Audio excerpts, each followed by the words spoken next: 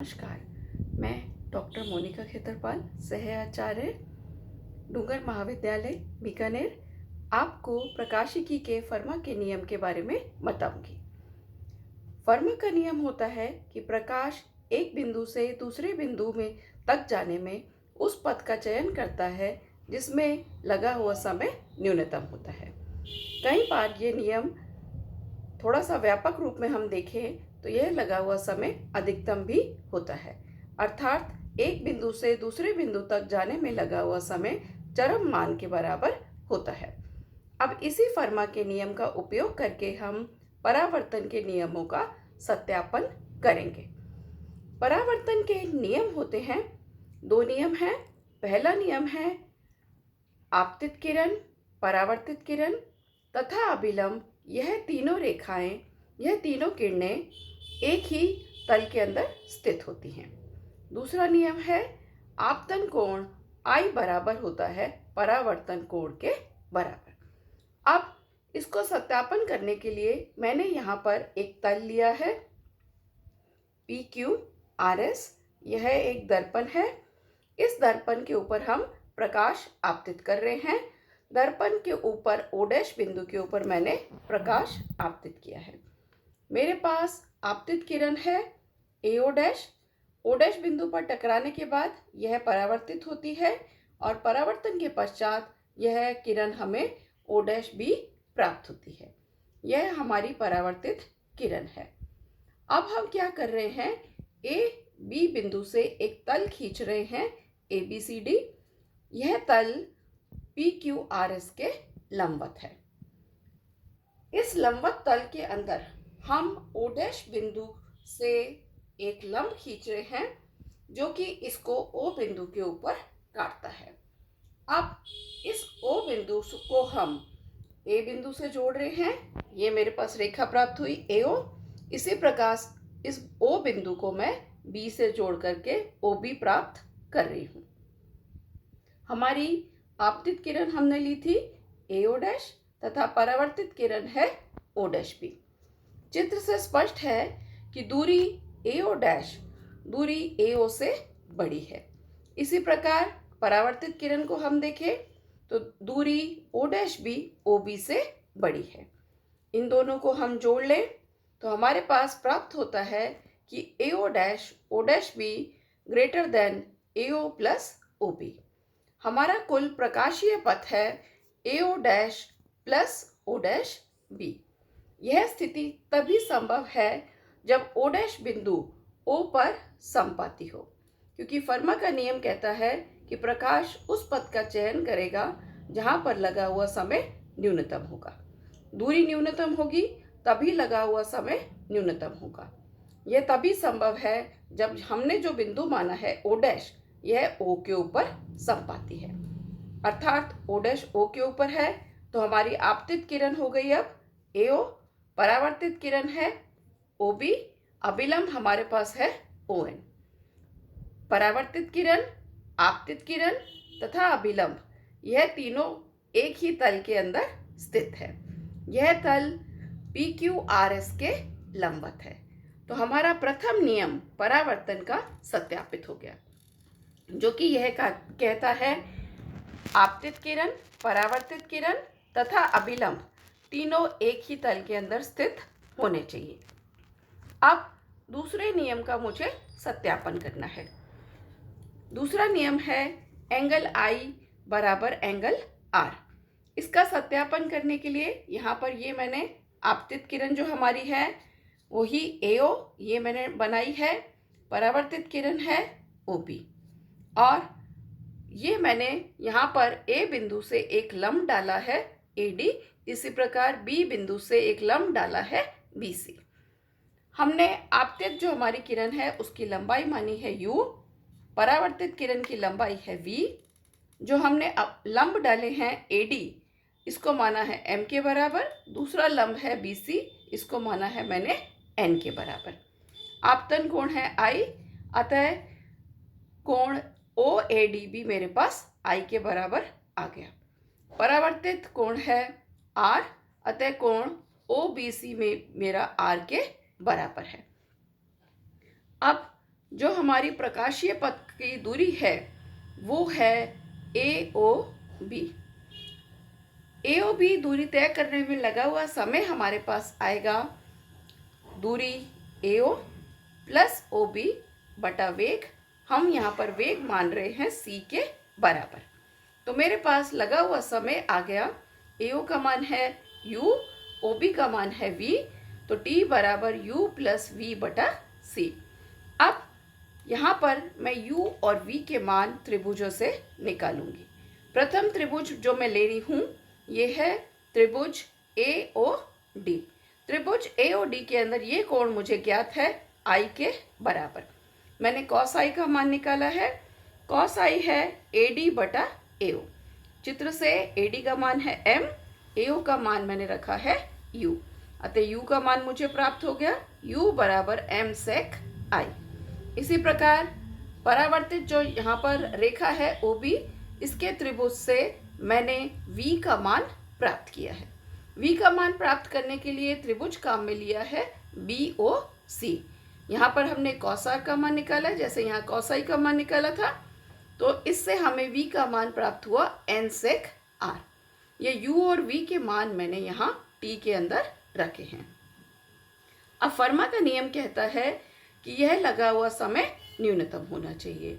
न्यूनतम होना चाहिए अर्थात अगर मैं इसका अवकलन करूं तो मुझे शून्य प्राप्त होना चाहिए। तो मैंने इसका अवकलन किया है, dt निकाला है और उसको शून्य के बराबर रखा है। मेरे पास ये dt का मान प्राप्त हुआ। शून्य के बराबर रखने से मुझे समीकरण 1 प्राप्त हो रहा है। अब मुझे पता है कि O बिंदु की अगर मैं कोई भी स्थिति मानूं तो मेरे पास दूरी DO प्लस OC ये नियत के बराबर रहेगी। नियत के बराबर रख दिया। दूरियों के मान मुझे निकालने हैं। यह दूरी के मान निकालने के लिए पहले मैं त्रिभुज ले रही हूँ AOD, यहाँ मैंने tan I निकाला है। इसी प्रकार दूसरी दूरी OC निकालने के लिए त्रिभुज में ले रही हूँ BOC, यहाँ मैंने tan R का मान निकाला है। ये मेरे पास tan R का मान आ रहा है। यह दोनों मान निकाल करके मैंने इसको नियत के बराबर रखा है। अब ये नियत है, इसका अवकलन शून्य आएगा। ये मैंने इसका अवकलन निकाला है। ये अवकलन से मुझे द्वितीय समीकरण प्राप्त हो रहा है। अब मैं पहले और दूसरे समीकरण का उपयोग करके परावर्तन का दूसरा नियम निकालूंगी। इन दोनों समीकरणों को मैं भाग दे रही हूँ, उससे मुझे ये समीकरण प्राप्त हुआ है। समीकरण है sin I बराबर sin R, अर्थात कोण I बराबर R। यह मेरे पास परावर्तन का नियम है। द्वितीय नियम भी हमने परावर्तन के सिद्ध कर दिया, अर्थात फर्मा के नियम से हम परावर्तन के नियम का सत्यापन कर सकते हैं, जो कि है कि आपतित किरण, परावर्तित किरण तथा अभिलंब एक ही तल के अंदर स्थित होंगे। और दूसरा नियम है आपतन कोण एंगल I बराबर होगा परावर्तन कोण एंगल R के। अब फर्मा का नियम प्रकाश के बाकी दूसरे नियमों को भी आसानी से समझा सकता है। फर्मा के नियम से हम प्रकाश का दूसरा महत्वपूर्ण नियम अपवर्तन का नियम यह भी सिद्ध करेंगे। अपवर्तन के भी दो नियम हैं। अपवर्तन का पहला नियम है कि आपतित किरण, अपवर्तित किरण तथा अभिलंब तीनों एक ही तल के अंदर होते हैं। दूसरा नियम है हमारे पास दो माध्यम होते हैं अपवर्तन के अंदर। माध्यमों के अपवर्तनांक भिन्न भिन्न होते हैं। sin I बटे sin R बराबर म्यू, या हम यूँ कह सकते हैं sin I बटे sin R बराबर μ2 बटा μ1। μ1 और μ2 दोनों माध्यमों के अपवर्तनांक हैं। इस दूसरे नियम को हम स्नेल का नियम भी कहते हैं। पहले वाला नियम का सत्यापन बिल्कुल वही है जो मैंने अभी आपको परावर्तन के नियम में समझाया था। तीनों किरणें आपतित किरण, अपवर्तित किरण, अभिलंब, यह तीनों एक ही तल के अंदर स्थित होंगी। अब मुझे दूसरे नियम का सत्यापन करना है। दूसरे नियम का सत्यापन करने के लिए मैंने यहाँ पर एक तल बनाया है M1 M2। यह तल दो माध्यमों को अलग करता है। पहला माध्यम है जिसका अपवर्तनांक है μ1, दूसरे माध्यम का अपवर्तनांक है μ2। अतः प्रकाश की किरण इन दोनों माध्यम में अलग अलग वेग से गति करेगी। पहले माध्यम के अंदर वेग मेरे पास आएगा v1 बराबर c बटा μ1। दूसरे माध्यम में मेरे पास वेग आएगा, क्योंकि अपवर्तनांक हमने μ2 माना है, वेग v2 बराबर c बटा μ2। अब A से B तक पहुंचने में लगा हुआ मुझे कुल समय निकालना है। कुल दूरी है AO प्लस OB, और यहाँ पर मेरे पास स्थिति पहली परावर्तन वाली स्थिति से भिन्न है, क्योंकि यहाँ वेग दोनों माध्यमों का अलग है। तो हम समय को लिख सकते हैं AO बटा V1 प्लस दूरी OB बटा इस माध्यम का वेग V2। V1 V2 के मान मैंने पहले लिखे हुए हैं, इनका मान रख दूं। अब हम क्या करेंगे, ये जो U और V हैं इनके मान जैसे पहले हमने निकाले थे, इनके मान हम ज्ञात करेंगे। मान ज्ञात करने का वही तरीका है। मैं दूरी AO को मैंने अभी U लिया है, A बिंदु से मैं लंब डाल रही हूँ AC, और ये दूरी मानी है M के बराबर। इसी प्रकार B बिंदु से तल के ऊपर लंब डाला है BD, और दूरी मानी है मैंने N के बराबर। दूरियां निकालने के लिए दो त्रिभुज हम काम में लेंगे। एक तो हम ले रहे हैं AOC और दूसरा हम लेंगे BOD। AOC त्रिभुज से हम ये मान निकालेंगे। इसी प्रकार BOD त्रिभुज में V का मान मेरे पास आ जाएगा।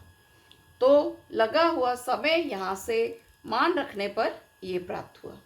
परंतु फर्मा का नियम कहता है कि T चरम मान के बराबर है, अर्थात इसका अवकलन शून्य आएगा। तो ये अवकलन कर दिया हमने, और उसको शून्य के बराबर रखने पर प्रथम समीकरण मुझे प्राप्त हुआ। अब मैं क्या कर रही हूँ, ये बिंदु O मेरे पास है। हमें पता है O बिंदु की किसी भी स्थिति के लिए दूरी OC प्लस OD ये हमेशा नियत रहेगा। तो OC और OD को हमने नियत रख दिया, इसके योग को।